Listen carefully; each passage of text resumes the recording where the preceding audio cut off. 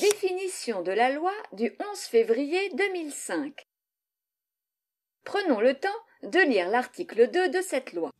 Article 2.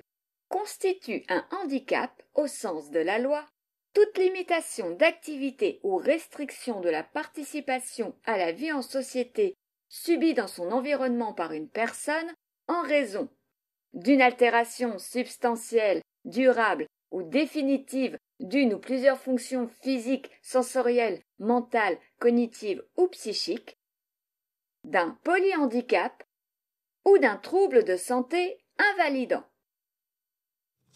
Revenons sur quelques mots employés dans cette loi.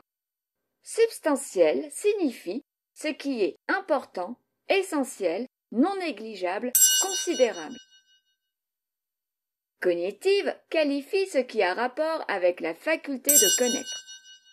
Psychique est relatif à la psyché, la vie mentale, une pathologie psychiatrique apparue en cours de vie entraînant des troubles affectifs et émotionnels, tels qu'une psychose, une névrose, des troubles bipolaires et d'autres troubles.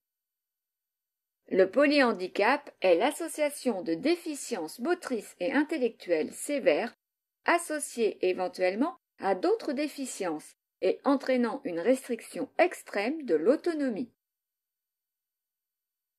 Invalidant veut dire qui entraîne une restriction d'activité. Notez que c'est la première fois que sont prises en compte des pathologies d'origine psychique, des notions d'activité, de participation, plutôt que d'insister sur la restriction de capacité et d'environnement.